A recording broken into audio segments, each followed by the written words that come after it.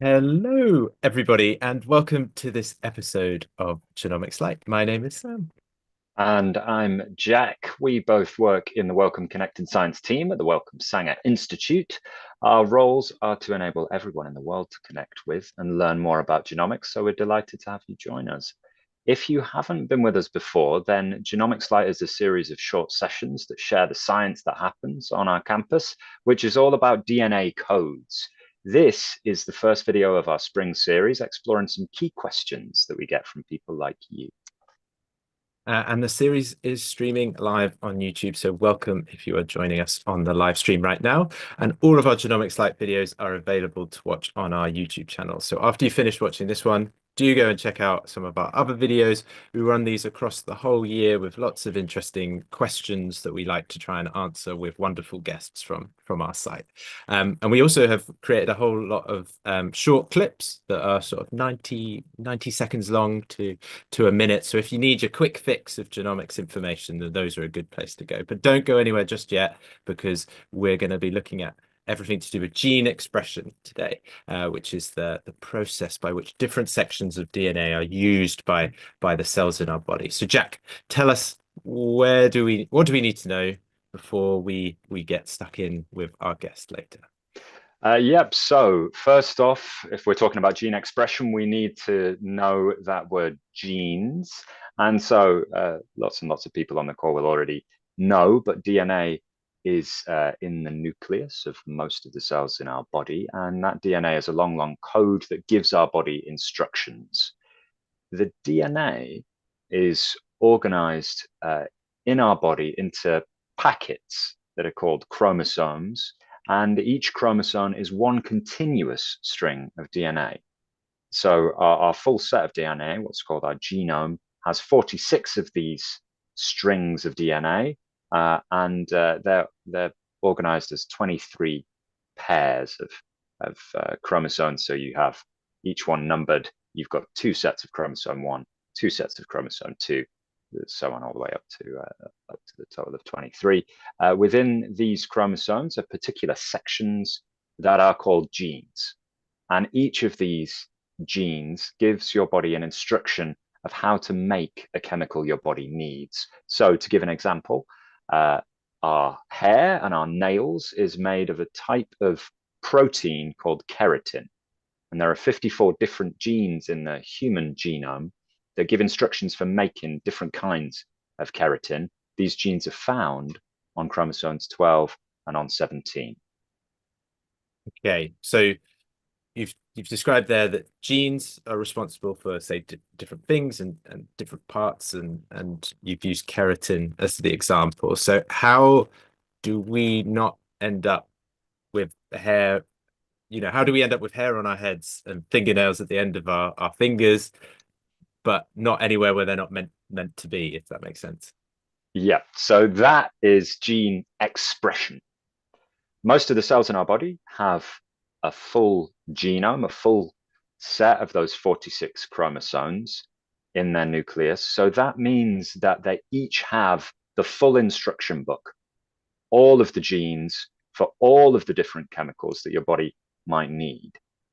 But as you've said, we don't want all of those genes being used all the time. Your cells will only need a selection of those genes to do the things that they need to do. And that means that that particular gene or those particular genes for keratin in a heart cell or in a brain cell, they're not going to be needed. So we describe that as the gene not being expressed, or you might say not being turned on. Whereas in the hair follicle or in the areas of your finger where you want it, those genes will be expressed. They will be turned on. And you can already begin to imagine here, we'll definitely be getting onto this, that if that process doesn't work properly and you do have a gene expressed where it's not supposed to be, then that can cause some really serious problems. And that we'd associate with particular conditions like cancer. The question we'll be examining today is, how do those cells know which genes to turn on and which ones not to express or to turn off? you've got about 20,000 genes in your DNA code, in your genome. So it's a very complicated system. We might imagine that it's a very complicated bit of music to be a heart cell and to turn all the genes on and off that you need to be a heart cell, and a very different but equally complicated bit of music to be a skin cell. And part of the answer to the question that we'll be examining is going to be in the fact that not all of our DNA is genes. There's spaces in between the genes that aren't instructions for making chemicals, and they're going to do different things. And I'm sure that we'll get to that with our guest a little bit later on. Okay, so you started to allude to it as well when you mentioned things like chromosomes and genes, but give us a little bit of a stronger sense of that 3D world that we are living in. Where is this happening and when? Yep. So this is happening within our cells, within the nucleus, and you can imagine that's a really small space. We can't see cells with our naked eye, and yet within each one of them there are 2 meters of DNA. So that those 46 individual strings add up to 2 meters. So it has to be wound up very, very tight to fit in that tiny space. And it's wound up around these proteins called histones. And if our body needs to access a particular instruction, you can imagine you don't want it wound really, really tight. Now the word for this substance, I suppose, this structure that our gene expression is happening within, which is a mixture of DNA and those bobbin histone proteins that the DNA is wrapped around, is called chromatin. And I'm sure we'll be using that word in the discussion as well as we try to tell this story. Well, let's get into that story then. So, it gives me great pleasure to introduce our guest for this session. So, I would like to welcome Connor Rogerson, who is a senior scientist in one of our newest programs here at the Wellcome Sanger Institute, the Generative and Synthetic Genomics program. So, Connor examines how DNA is being read by individual cells, as well as using the power of artificial intelligence to discover how parts of our DNA turn genes on and off. So thank you for joining us, Connor. Hi, everyone. Yeah, thank you for inviting me on. Okay, so as Jack sort of alluded to there, this sounds like quite a complex picture already. And the whole point of Genomics Lite is to try and demystify these complex topics. So can you, and I'm going to set you a difficult challenge here, but can you explain a little bit to us, maybe step by step, what is happening just within a cell, and maybe using a single gene to use this example of gene expression? What is going on? Yeah, so as Jack alluded to, in our genome, we have all the instructions for everything in our body. But at certain points, we need to switch different genes on and off. So one example is when you maybe cut yourself on your hand, your body needs to repair itself. So the skin cells will need to grow. So the cells will start to switch genes on that code for instructions to basically grow. And one of these genes is called MYC. So MYC is a transcription factor. So MYC itself will bind and switch on other genes that are involved in sort of cell repair, DNA synthesis, to heal that wound. But you can imagine as well, when you just look at yourself in a mirror, there's a lot of different features that look very different. So you have teeth in your mouth, and you have eyes, you have ears. All of these things on a molecular level look very similar or exactly the same on a DNA level, but on a visual level look very different.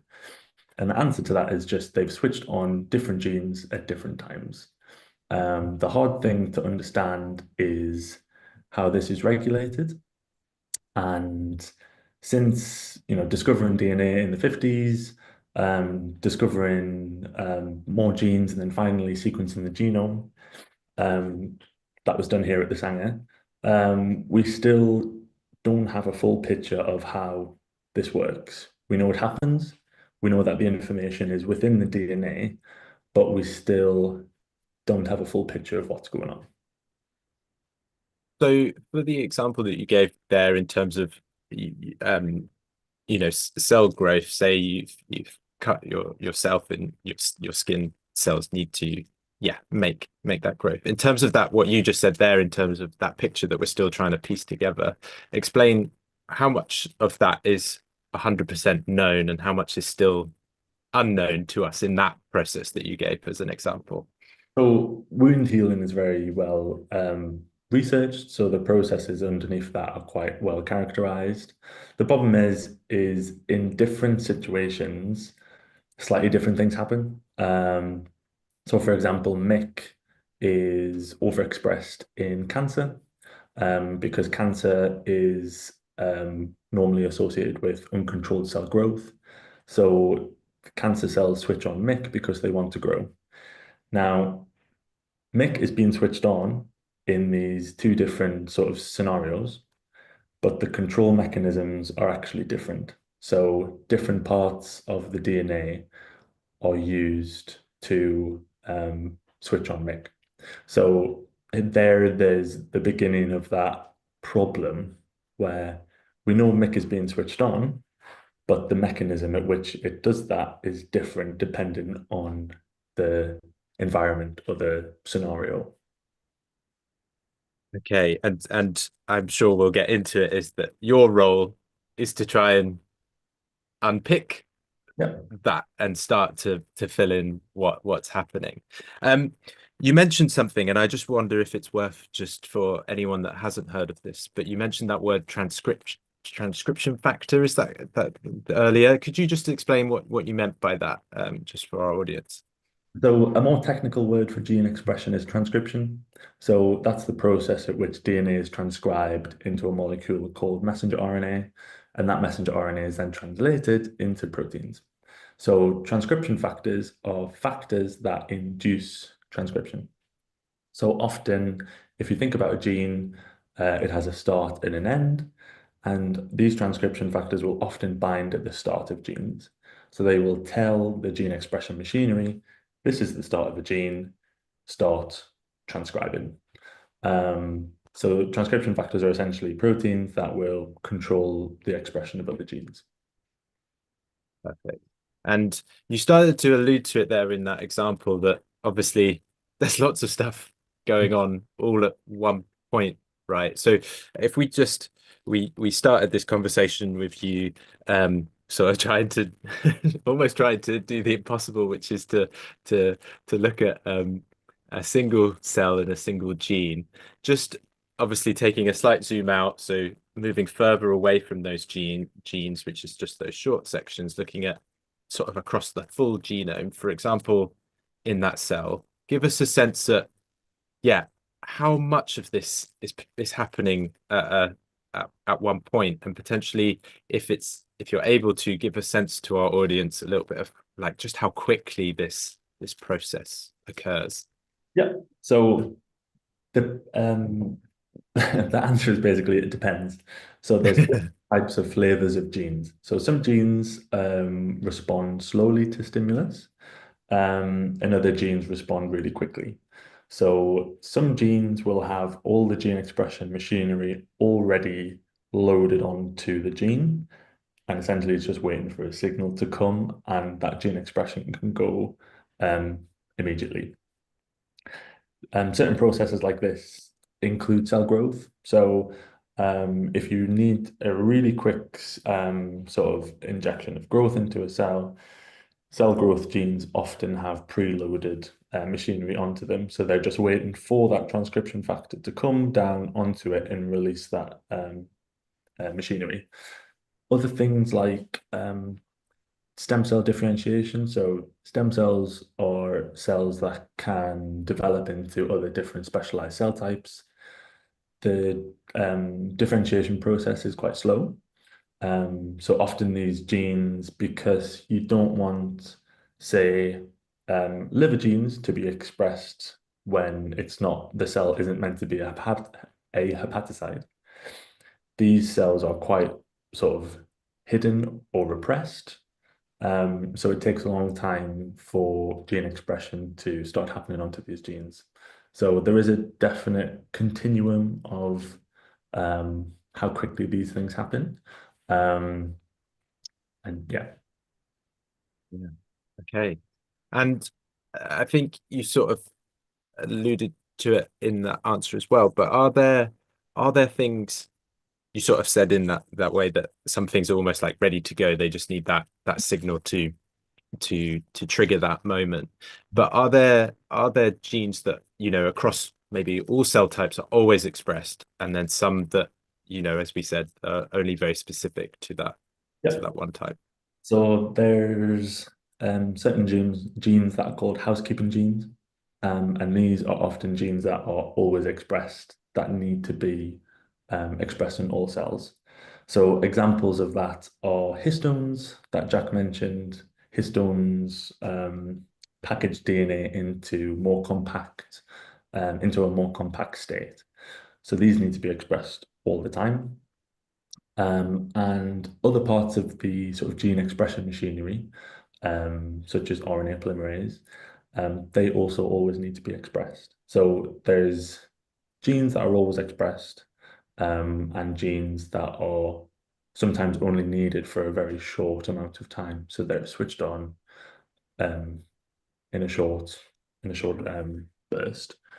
And then there's also other areas of the genome that are always repressed. And these are quite interesting. So in our human genome, there's a lot of sort of latent retroviruses that are a byproduct of evolution. And they are always repressed because if they're not, they can cause havoc, essentially. So you've got all different flavors of that. And just as just to make sure everyone's staying along with us, when you say repressed, what does that mean? So repressed is the opposite of switched on. So instead of the gene being activated, it's actively shut down, if that makes sense. So the histones, the chromatin that you mentioned earlier, the chromatin itself can have different flavors. So the histones can be modified by different chemicals. Some chemicals will sort of code for a more active state, and other chemicals will code for a more repressed state. And essentially, these repressed areas of the genome have multiple layers of repression because it's really important to keep them repressed. Um, yeah, repression is complicated. I wonder to um, perhaps try to oversimplify it, Connor, but if we were able to see this in 3 dimensions, would we be able to tell that that gene is under strong repression? Yes. So often when I don't know if people have seen stained, like old stained pictures of cells. Normally it's like an electron micrograph where it's black and white, and the nucleus looks like it looks like white noise from old TVs. Basically, the darker patches of that white noise is the repressed regions of the genome, and the whiter, lighter bits of that image are the more active regions. So that's looking on a microscope, but there's other techniques where we can look and determine what parts of the genome are active and repressed. So some techniques like ATAC-seq, um, which profiles chromatin accessibility. So just an explainer for that. DNA is not naked in the cell. It's wrapped around these histones, and in active regions, there's less histones, in repressed regions, there's more. So you can sort of profile bioinformatically on the computer what regions of the genome are accessible and inaccessible. And then you can infer from that sort of gene expression levels. So firstly, let me say, for everyone watching this on YouTube, we'll put a link below to one of those images so you can see those dark and those light sections. I've never heard it described as like white noise on a TV, so I really like that. I'm afraid for everyone on the live stream, you're just going to have to find that for yourselves or wait for us to put this up on YouTube. But I'm interested, you've started to talk about techniques now, and we're going to get into how you and the other scientists on the campus here are exploring these different things. But I want us to keep a hold in our minds of this image of density of histones, density of these bobbins that the DNA is woven around. Because I think for once we've got maybe a kind of simple image. We've got that the stuff is less tightly wound than the regions where we're trying to repress those areas where we don't want those genes expressed. Yeah. It's opened up. The cool thing about it is that the physics of it is exactly the same as well. So the physics of tightly wound string around beads or bobbins, it's the same physics on the microscale within the cell.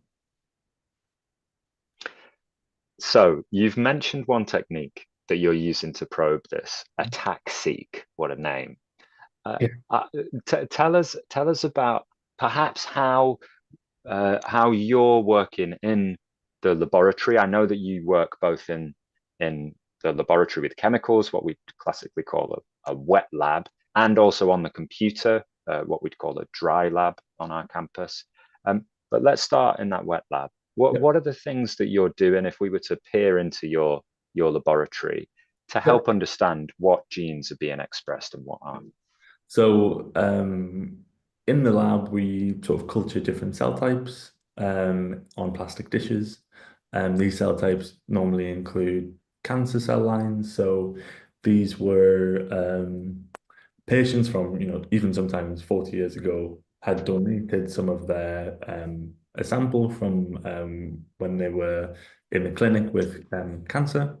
And because cancers are defined by uncontrolled growth, it's quite easy to culture these cells in a dish. So we use standard cell lines, and we also use human embryonic stem cells as well. And they're quite interesting to look at because, as I mentioned, stem cells can differentiate. So you can push stem cells into different lineages. So you can push it down a sort of a liver lineage or a heart lineage or a skin lineage, and sort of watch in real time as genes switch on and off. A really basic way of looking at gene expression is just looking at how much messenger RNA of that gene is floating around in the cell. Nowadays, we'd normally just sequence that RNA, so that's a technique called RNA-seq, where we just profile all the RNAs that's floating around and do some sort of statistics on it to determine which genes are switched on and which genes aren't. And then, I mentioned attack-seek. So this is a really cool technique where you can add a protein. So it's called a transposase. So transposase is a protein that has DNA adapters onto it. So you incubate cells with that. And as you can imagine, the more accessible regions of DNA are more accessible to this transposase. So this will insert bits of DNA into that accessible regions of the genome. And essentially you sequence that DNA, and what you're looking for are these adapters. So regions of the genome that are more accessible will have more sort of counts of these adapters compared to less accessible regions of the genome. And then we also aren't just looking at how cells are, we're also trying to sort of engineer cells as well. So if we let's pause, Connor, because I want to ask about that separately. I think we've got a sense of a few different ways of probing this question of what genes are being turned on at a particular time. You mentioned two different types of cells that you're looking at there, which I think is really interesting. The first, cancer. I know we've talked about cancer several times on other videos for viewers who haven't seen those. The thing to keep in our mind is that all cancers are DNA in their root. It's something happening in the DNA, one of these genes being expressed that we don't want to be expressed, and that being a gene that's related to continuous growth. So yeah, I mean, obviously very negative consequences in our body, but in the lab, positive because we're able to grow those quite easily. So in terms of what you're looking for there, what are you trying to find out about the cells and their gene expression? So first of all, we're just trying to find out what genes are switched on in those cancer cell lines, and often we'll have like a normal cell type as well to compare to. And with the ATAC-seq data, if we just look at those genes that are switched on, we can then see nearby those genes what areas are accessible. And then from there, we can infer then what transcription factors are then binding these regions and then controlling that gene expression. So one thing to remember as well, transcription factors are a good way for a cell to switch on a lot of genes at the same time. And often you'll hear these things called transcription factor networks, because one transcription factor can turn on hundreds or sometimes thousands of genes at the same time. So it's quite an efficient way of a cell to switch on lots of genes. And that's sort of what cancer likes to do. It will hone on to a certain set of transcription factors that will switch on the genes that it needs to grow and survive. So this is really useful territory, I think. So firstly, for the cancers that you're exploring,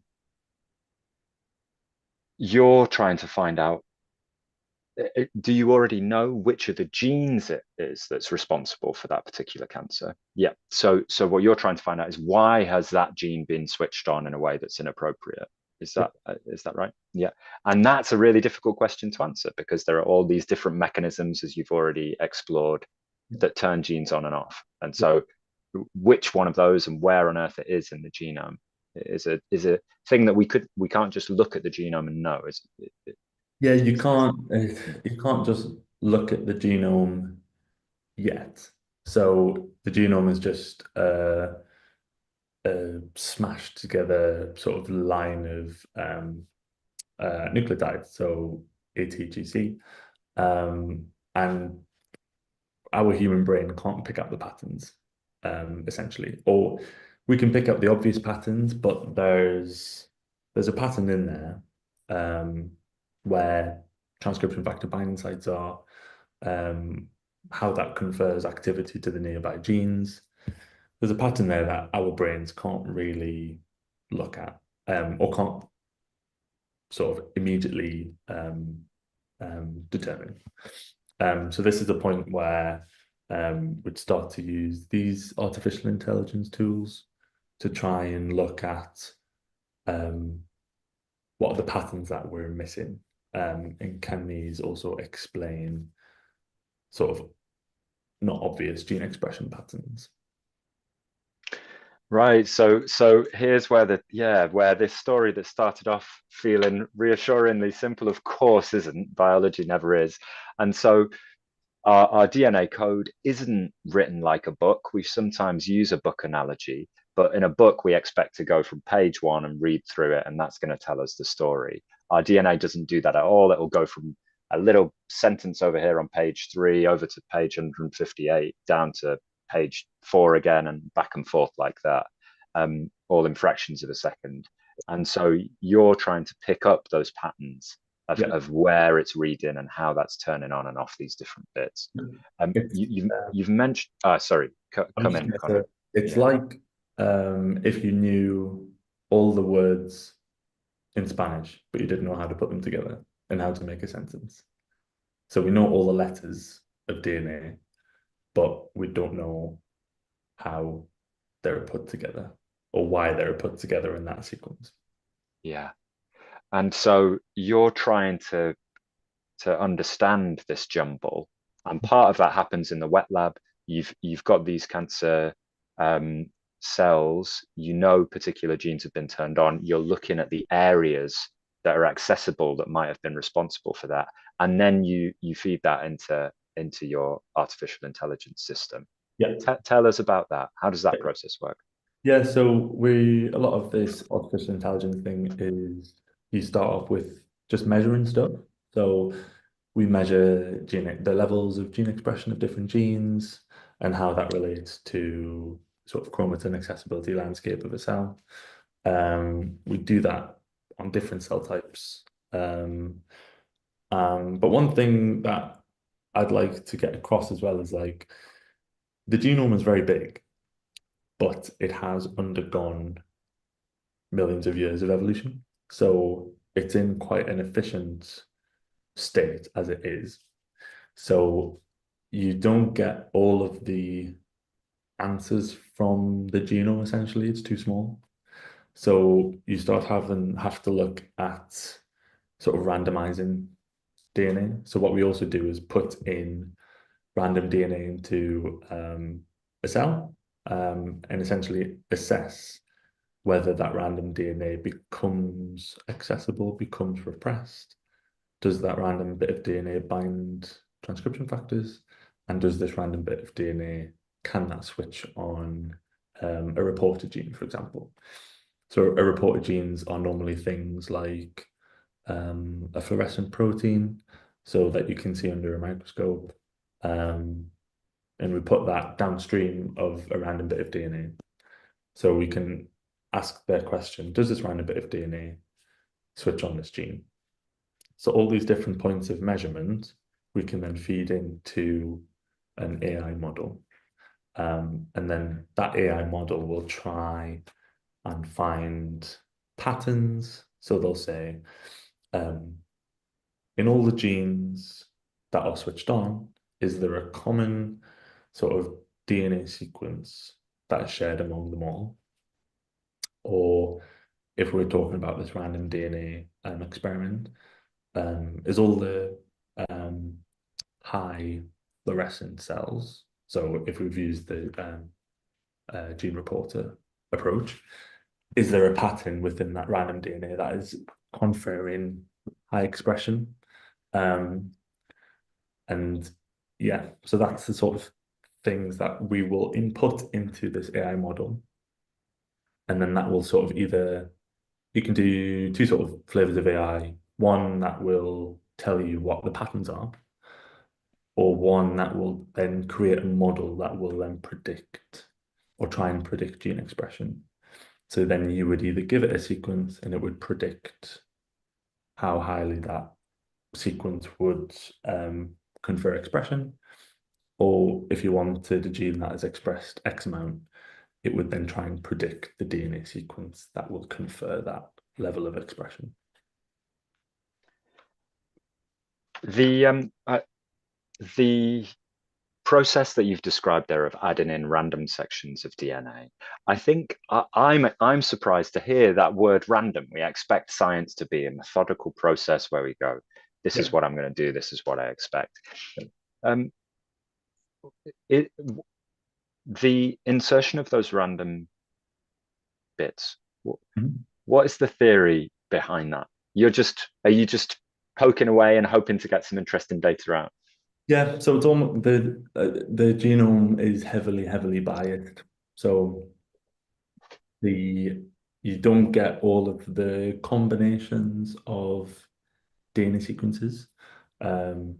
We could have gone down the route of other species, so like mice, flies, Drosophila, or C. elegans, worms. But random is the best way to get rid of every bias, essentially. So you would then profile all of this sort of random space, and it would take a lot longer because it just takes a long time to do all these measurements. But the data you get out of it is a lot richer. And most of the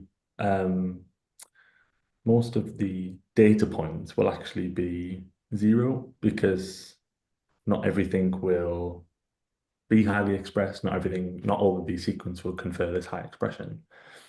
But these zeros are also important to measure as well. So if we go back to the genome, a lot of the measurements aren't zero. So you will naturally just get a biased sort of a view of how gene expression works. But if you want to understand really how the sequence of DNA can confer the gene expression, because it happens in the cells, you really need to just really start from the basics and just start with random DNA and just seeing how what happens. Is the process that you're describing there evolution, or is it intrinsically different to how evolution would happen? It's different because evolution happens on a almost like an iterative process. So you're constantly improving. And at no point in evolution did someone just present a random bit of DNA. It happened very slowly with building blocks added onto one another. So we're just sort of going back to not the start, but just saying, here's a random bit of DNA. The cell can read this and what happens. So it's not quite evolution, but it's not quite evolution. It's something different. The process that you're describing sounds like a radical approach to creating new data and to analyzing that data for patterns using AI. I know that you are part of a team within a whole new program at Sanger called Generative Genomics. Yeah. So tell us what's new about that program and what is Generative Genomics looking to do? Yes, so the new program at Sanger, Generative and Synthetic Genomics, we're all about trying to solve biology. So biology is very, very complicated. And a lot of people here will openly say we don't know how things work. So we're trying a different approach. I say that a lot, but maybe for different reasons. We're trying a different approach here where we're almost just re-engineering random bits of DNA, random proteins, random genomes, and just essentially watching what happens because we don't know. And it's all about just building our understanding from a different approach, from a different angle. Because the human genome was sequenced nearly 20 years ago, 25 years ago now. And the promise was that all of our problems would be solved, but they have not been. So us at the Sanger, we're just trying a different angle to try and finally work it out. I want to, in this sort of last section, sort of sit around, part of what Jack and I do is also to try and share what goes on in terms of so that society sort of and the societal impacts of some of the stuff. And AI is one of those words that is in society all the time right now, both positively and also sort of negatively. And so give us this, and you started to there, but just give us a sense as to what power AI allows us at Sanger to start to do on, and what sort of scale that allows us to do. If we didn't have it, what would the picture look like? Yeah, so I think without it is the current picture of sort of healthcare worldwide. So one example could be cancer treatments. So I think most people have heard of sort of precision medicine, where people's I don't know, tumors would be sequenced and then their treatment plan would be personalized for them. Now, that only sort of works in certain cancers, like breast cancer, it sort of works. because there's a lot of data on it. Other cancers, it doesn't work at all. For example, pancreatic cancer, the survival rates are really poor. And part of that is because historic funding has been really good for breast cancer or really poor for pancreatic cancer. So funding for different cancer types or different diseases definitely results in outcomes in improved treatments. But this AI potential could just really push progress on these poorly survived diseases. So without, we would sequence someone's tumor and look at mutations, and then these AI models would actually be able to predict the effect of these mutations on gene expression, and then upon that, we'd be able to develop or plan sort of treatment plans. And so give us a sense as well as to, as you mentioned, the human genome sort of 20 years ago came with that opening the door of wow, we found this out and this is going to allow us to do it. But obviously implementing this stuff is difficult. And as we've hopefully alluded to in this session, and as Jack mentioned, biology is very complex and there's still so much to. So how what's sort of the, and this might be difficult for you to ask but answer, but the time frame almost for this stuff to end up being implemented in, say, a societal setting where we can start doing that? What Yeah. does that look like? So at the moment, we're very much at the start of this process. So there's been a sort of, especially here at Sanger, there's been a huge investment in this sort of area. So we're very much at the start of things. So the priority at the moment is just getting all these measurements, all this data collected to then train these AI models. So I think probably decades until we really see a profound difference on society. And like anything, there will be bumps in the road. So AI models will naturally fail, some will be good, but something can always be better. So there's some very recent models that have come out that claim to predict gene expression, but they work very well for some cell types, but for other cell types, they really don't work at all. And then when you start adding sort of mutations in, that's when the power of that model starts to collapse. So if we really want to be able to understand the effect of different mutations, then we need to just start focusing on getting all these measurements in and feeding these models with as much data as possible. And like most things, nothing will be perfect.